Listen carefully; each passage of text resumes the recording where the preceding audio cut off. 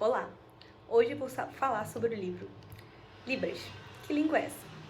O livro é escrito com o objetivo de criar um espaço de discussão e reflexão a respeito de alguns questionamentos relativos à surdez, à língua de sinais e os surdos, mais propriamente as relações dos ouvintes com esse tema, considerando o momento político favorável para as minorias linguísticas no Brasil.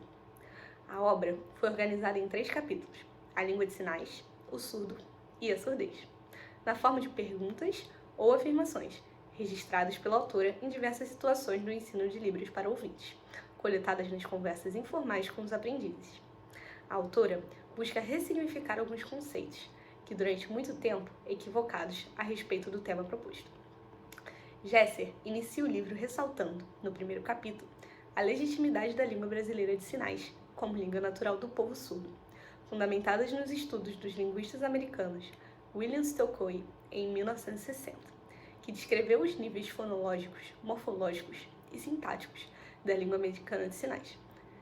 Nesse capítulo, fazem-se explicações científicas de conceitos equivocados sobre a Libras, tais como a língua de sinais ser universal, ser mímica, não ter gramática, ser exclusivamente icônica, ser uma versão sinalizada da língua oral, é uma língua ágrafa e outros pensamentos. As questões apontadas transitam por crenças como a universalidade, a artificialidade, a gramaticalidade da Libras. Esclareceu que em línguas de sinais podem se exprimir ideias abstratas e apresentam todas as propriedades linguísticas presentes nas línguas orais. Aponta ainda que o alfabeto manual é usado apenas como uma pequena parcela de expressão, está sujeita a variações regionais e há pesquisas avançadas sobre a escrita de sinais. Trata-se, então, de uma língua autônoma, que não tem suas origens nas línguas orais, e tampouco dependente delas para existir. Porém, utiliza-se de empréstimos linguísticos em seu repertório discursivo de uso. Ao fim do capítulo, o leitor pode perceber a real construção social de Libras, percebendo que se trata de um sistema linguístico legítimo, portanto, não deve ser tratado por gestos, mímicas ou inferiorizada pelas línguas orais. Quanto às diferenças entre línguas orais, Gesser afirma que diferem quanto à forma, como as combinações das unidades que são construídas. No segundo capítulo, dedica-se a explanações a respeito do surdo. Quem são esses indivíduos? Qual a constituição do sujeito com o comum a todos os surdos? Trata também a relação da língua portuguesa com a sociedade e define a cultura surda. A autora inicia essa parte do livro dizendo que, por desconhecerem a carga semântica dos termos mudo, surdo-mudo e deficiente auditivo, se equivocam. O uso de qualquer terminologia acima remete à ideologia dominante vinculada ao poder e ao saber clínico. Portanto, o uso correto para denominarmos tais sujeitos é surdos.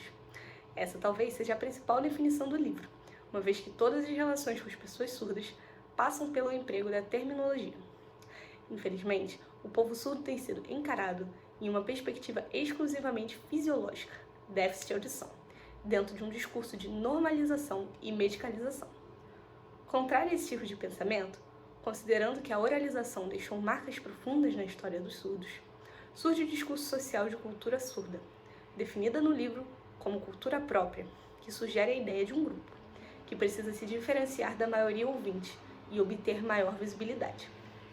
Outra questão respondida diz respeito ao uso da língua de sinais atrapalhar a aprendizagem da língua oral, que foi e ainda é muito disseminada pelos adeptos da corrente oralista, e que não é verdade.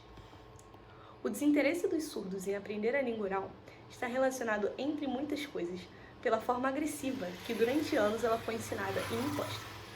O uso da língua de sinais é para o surdo a valorização de sua identidade e cultura, o que não acontece quando eles usam a língua oral. Porém, não há uma relação de que o uso de uma língua atrapalhe o aprendizado da outra, até porque o que se defende hoje é o sujeito surdo bilíngue, isso é, fluente em Libras e em língua portuguesa.